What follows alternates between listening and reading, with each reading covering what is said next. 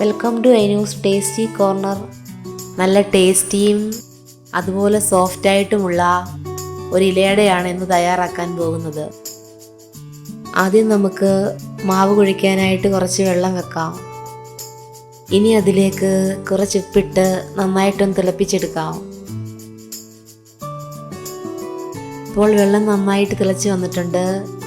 ഇനിയും നമുക്ക് അടയ്ക്കുള്ള മാവ് തയ്യാറാക്കാം.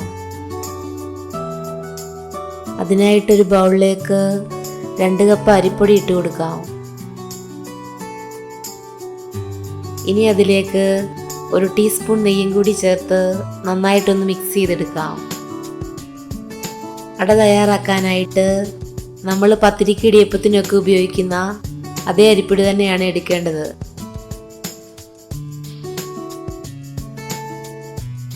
ശേഷം നമുക്കിതിലോട്ട് 2-3 തവണകളായിട്ട് വെള്ളം ചേർത്ത് നല്ല സോഫ്റ്റായിട്ടൊന്ന് കുഴച്ചെടുക്കാം.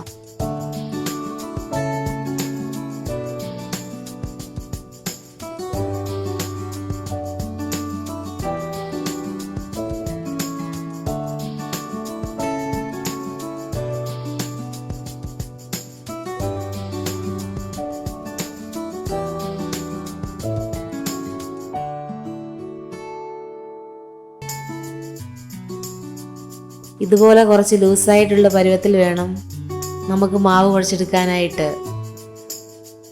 ഇപ്പോൾ മാവ് കുഴച്ചെടുത്തിട്ടുണ്ട്. ഇനി ഇതൊരു 10 മിനിറ്റ് റെസ്റ്റ് ചെയ്യാനായിട്ട് വെക്കാം. ഈ ഒരു സമയം കൊണ്ട് നമുക്ക് ഫില്ലിങ്ങിനായിട്ടുള്ള ശർക്കര ഒന്ന് ഉരുക്കിയെടുക്കാം. ഇനി ഒരു പാനിലേക്ക് 1 കപ്പ് ശർക്കരയും കുറച്ച് വെള്ളവും കൂടി ചേർത്ത് ഒന്ന് ഉരുക്കിയെടുക്കാം.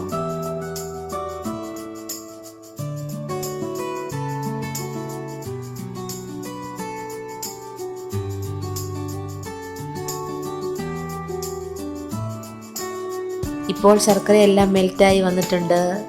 ഇനി ഇതൊരു അരിപ്പയിലൊന്ന് അരിച്ചെടുക്കാം.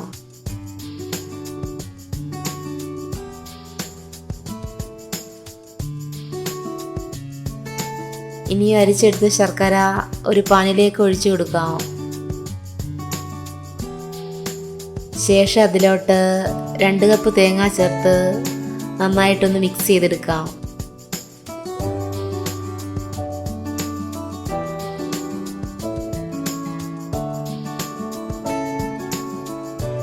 ഇനി 1/4 ടീസ്പൂൺ ജീരകവും 1/2 ടീസ്പൂൺ ഏലക്ക പൊടിച്ചതും കൂടി ചേർത്ത് വെള്ളം വറ്റി വരുന്ന പരുവത്തിൽ സ്റ്റൗ ഓഫ് ചെയ്യാം.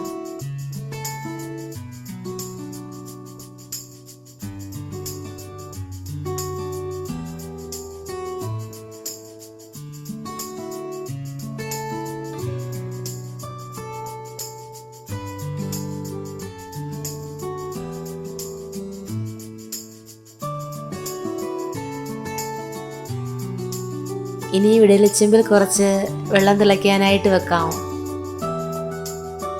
ഇനി വെള്ളം തിളയ്ക്കുന്ന സമയം കൊണ്ട് നമുക്ക് മാവൊന്ന് പരത്തിയെടുക്കാം. അതിനായിട്ട് ഒരു വാഴയില എടുത്തിട്ടുണ്ട്. കുറച്ച് മാവെടുത്ത് നൈസായിട്ടൊന്ന് പരത്തിയെടുക്കാം.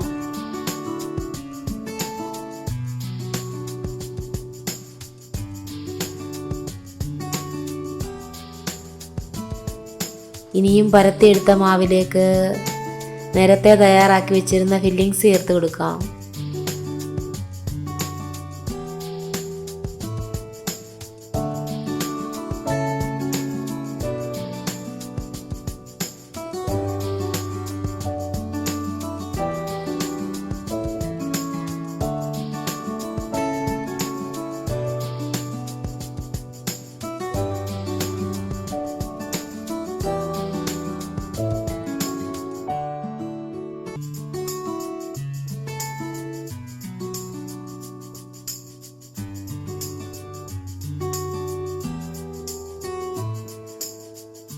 ഇപ്പോൾ അടയെല്ലാം പരത്തിയെടുത്തിട്ടുണ്ട്.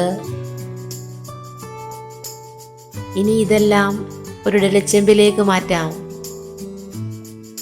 ഇനിയും ഇതടച്ച് ഒരു 30 മിനിറ്റ് സ്റ്റീം ചെയ്തെടുക്കാം.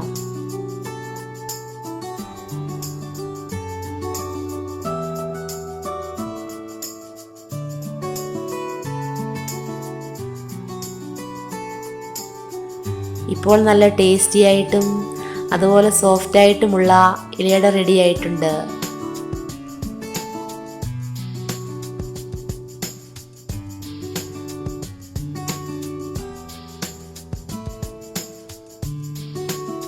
ഈ റെസിപ്പി ഇഷ്ടമായാൽ ലൈക്ക് ചെയ്യുക, ഷെയർ ചെയ്യുക, നിങ്ങളുടെ ഫീഡ്ബാക്ക് അറിയിക്കുക. Thanks for watching.